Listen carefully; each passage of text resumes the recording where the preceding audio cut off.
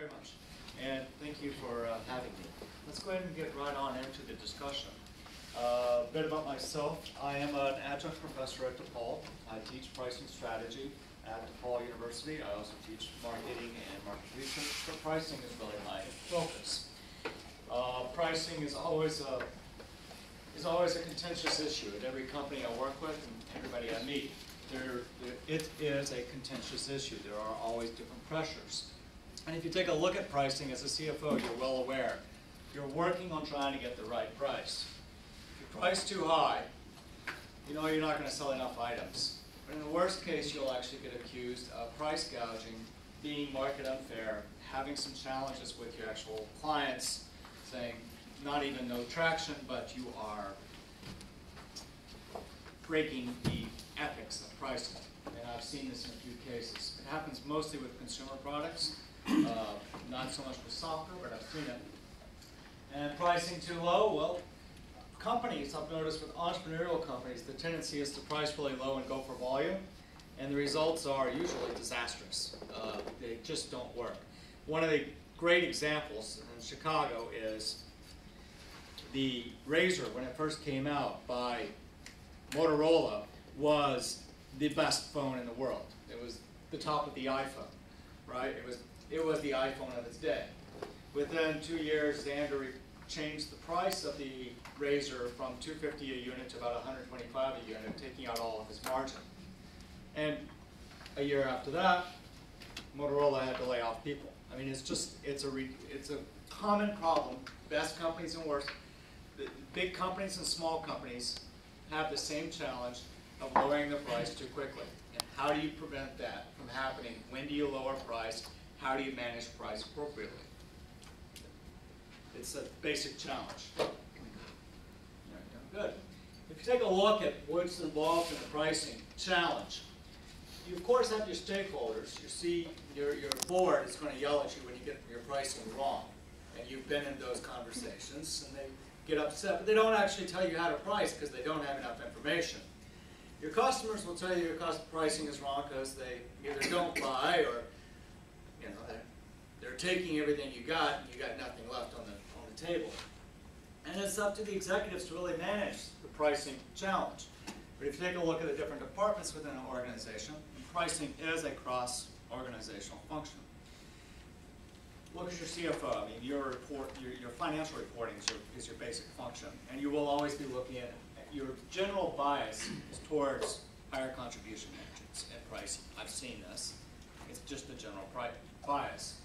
The sales general bias is towards discounting and going after market share. That's their general bias. R&D, they're often brought into pricing questions because they created the thing of value, your technology department. Unfortunately, they often have complete inability to understand the commercial aspects of their product. Okay? Sometimes they can, but often it's a challenge for them. I've noticed some chief operating officers in production type equipment departments where they're focused on capacity utilization. After all, you have spare capacity, might as well drive up the volume and reduce my overhead cost, allocated overhead cost, and will improve our profits. They too have a tendency to price for volume rather than for margins. And between all of these different groups, you got to have the CEO come in and straighten it out. I wish there was another way. It may not be the CEO in a multifunctional environment like Semantic. It's the operating officer of that particular department who balances the different competing forces. So you can apply that to SPSS or Navtech or some of those other companies. In an entrepreneurial company, it is an executive boardroom level decision. And I think you've been in those conversations, yes? Yes. And they were difficult, right? Yeah. Biases. Would you say that these are the common biases? Thank you. So when you think about what price is, first of all, forget marginal cost. I don't care about it. It is nothing more than a boundary, and you work in IT, your marginal cost to reproduce an item is zero, roughly. It happens for all intellectual property. The marginal cost to reproduce any intellectual property is roughly zero. and just simply send it over. Pharmaceuticals have the same problem. The marginal cost of a piece of drug is usually $1, but the price they can charge is $150 per unit. So how do you do this?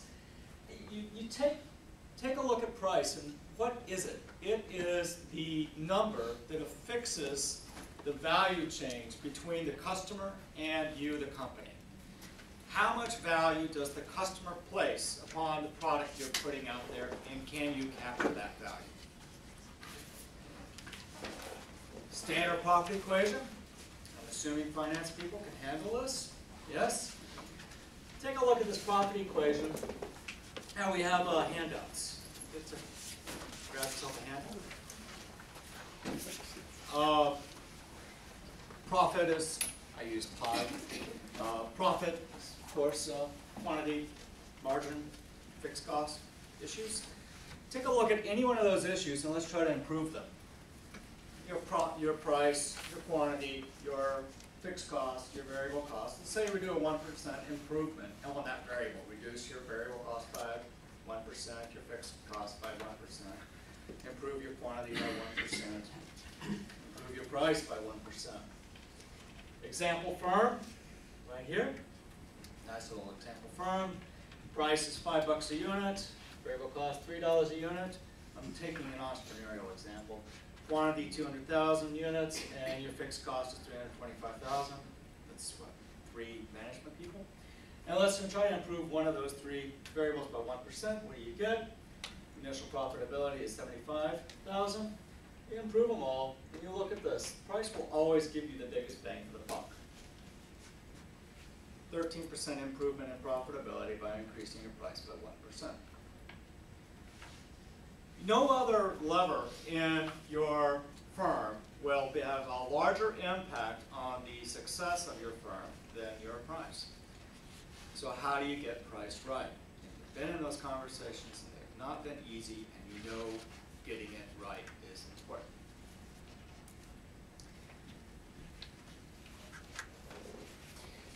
Tim, what's the definition of getting your price right? We're getting there.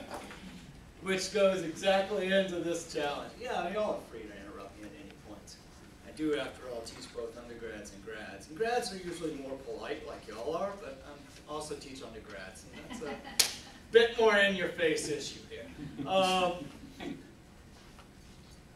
Unfortunately, it's not just an engineering problem. It's not just a science problem. It's not just math. There's a lot of math to pricing and getting it right, which is why finance is usually brought in, because you're the quants of the company. They look at you that way in some ways.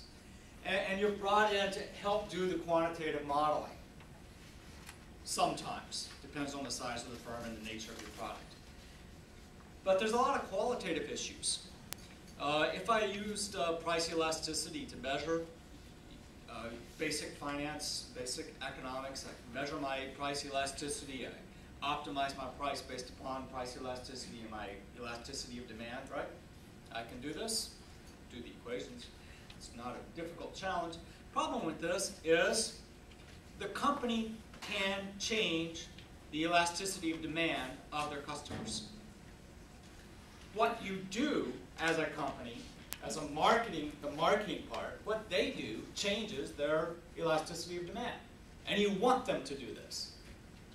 That's what branding does. It increases the demand for your product, puts you on the elastic side of the curve.